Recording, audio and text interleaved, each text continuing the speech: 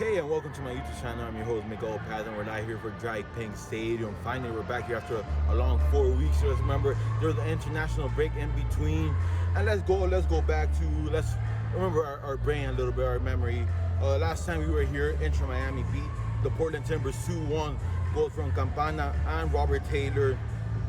And the team came back last week and they faced Atlanta United at Atlanta, and they lost 2-0. The team in that game looked really sluggish. They looked like they were still on the break. And after 3 weeks, I believe Phil Neville gave the team a week of rest, and in those 2 weeks that they were off. So yeah, team looked really rusty that game. Hopefully today they can play a lot better compared to what they play in Atlanta.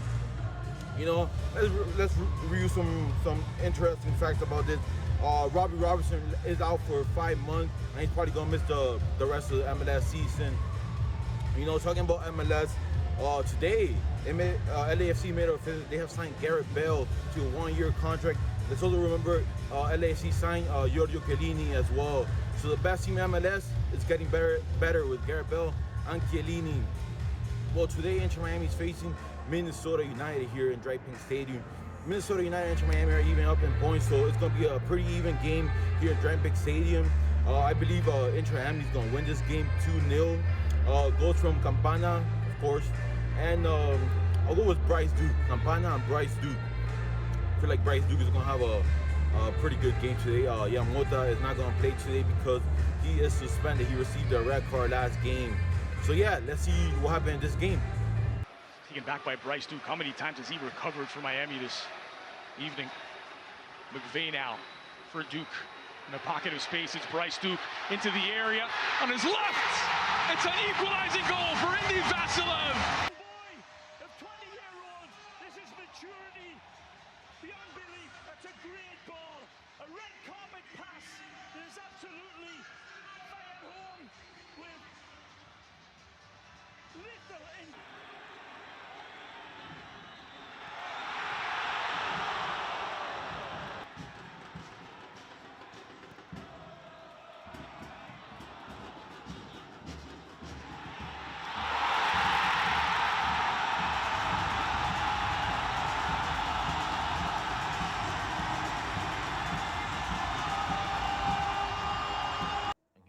Player ratings for Inter Miami against Minnesota United game. Drake Calendar 6.2. Nothing special from Drake Calendar. All of the saves they did were simple save. Well, simple, but you know, typical goalkeeper save. DeAndre Yelling 7.4. Pretty good game from DeAndre, in my opinion. Going forward, you know, we all know he's pretty good, but also defending, he was key for Miami. Damian Lowe, I gave him a 6.7. Not the best game for Damian Lowe, but still. Ryan Saylor, 7.1. Huge game for Ryan Saylor. Was cleaning up all the balls that were coming from him, so 7.1 from Ryan Saylor. McVay, 7.4. Great game from Christopher McVay. Victor Ulloa, 6.8. Compared to Young Mota, is a huge difference between Victor Ulloa and John Mota. But yeah, he did his job in the midfield next to Gregory. And now to Gregory 7.4. He was doing like a double job, you know, covering Victor Ulloa and then covering Lassiter as well when Lassiter was going up and not coming back. 7.4 for Gregory. Robert Taylor 6.5. Since Robert Taylor has started in the starting 11 for Inter Miami, I feel like this has been like the worst game Robert Taylor has played. So 6.5. Lassiter 6.9 for Lassiter. Nothing big for Lassiter. You know, he did a couple plays there, but nothing special. Bryce Dookie, 8.6 for Bryce Duke. It was an assist as well. I mean, what a player he is. He's a key player for Inter Miami. He's the engine of this team, and great game from the 21-year-old Bryce Duke. Leonardo Campana, 7.2. Okay game from Leo Campana. Not the best game that he had, but you know, he had a chance in the first half. There was a clear chance, but yeah, and he missed that one. So he should have scored a goal into his game. Well, welcome back here. Inter Miami took the victory today, 2-1 against Minnesota United. 2 goals from Indiana Vasilev. But we have a special guest here today. Inter Miami #1 source, FRANCO PANIZO. So join me as FRANCO PANIZO, guys. All Inter Miami fans know who FRANCO PANIZO is. #1 source of Inter Miami.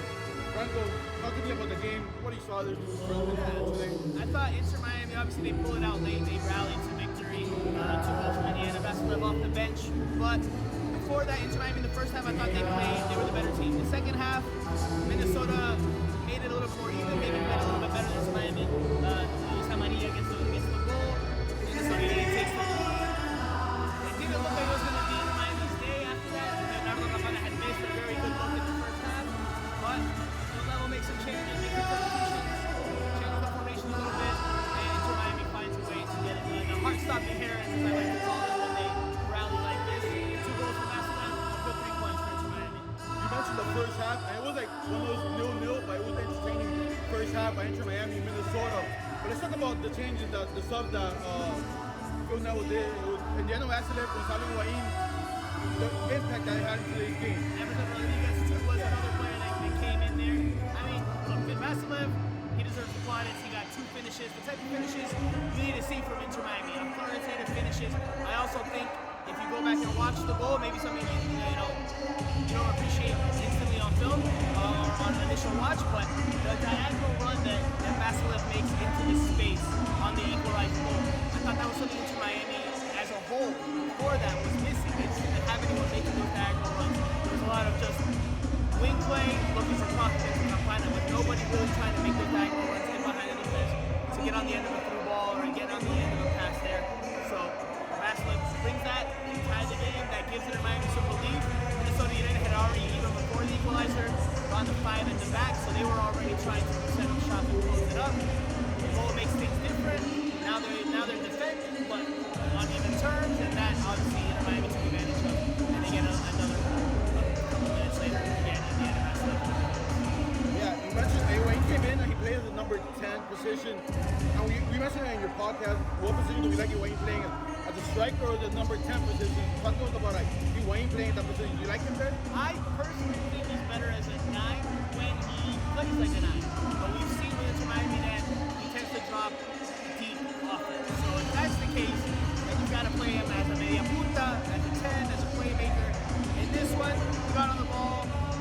During the broadcast, they said something along the lines like he only had 8 touches at one point, but then later on, he does influence the game in some way, shape, or form. On the equalizing goal, he jala la marca, as we say in Spanish. He pulled his defender, and that created the space for Indiana Vasilev to make that diagonal run. You could say it's a small contribution, but it's an important contribution because it creates space for Vasilev. If Vasilev doesn't have that space, maybe he doesn't get that.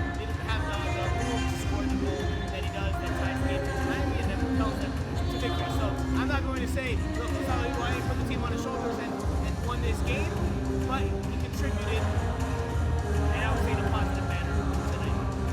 Franco, the last question, I'm going to let you go. You've been covering MLS for a long time. I believe you covered the Red Bulls before into Miami. Red Bulls, New York City FC, Orlando City for a little bit, yeah. And this is your 3rd season covering into Miami. And they're on a 7-game streak here at Driving Stadium. How huge is for an MLS team to be good at their home stadium to qualify to a playoff? Like any team in football, like any team in soccer, in any league or any competition, I mean, obviously it's not a tournament where you're not playing at home, but anything that where you have home games, you gotta defend your home turf. You gotta win the home games and pick up what you can. That's usually the formula that they say they need to success. So in fact, Inter Miami has been able to do more at home in terms of picking up points, being tougher to beat. That's a big plus for Inter Miami. They're in 8th place right now in the Eastern Conference, not in the playoff picture just yet, but if they keep winning at home, they'll give themselves a chance. As long as they take care of business at Driving Stadium. Well, that's going to do it because we're sweating here. It's like 100 degrees right now here in Fort Lauderdale. They're partying out here, though. Yeah, they're partying here. There's always a party here at Driving Stadium. Well, Inter Miami takes the victory 2-1 against Minnesota United. Man of the match, Indiana Vasilev. And that will do it. I'm your host, Miguel Paz. Thank you, Franco. It's been a pleasure.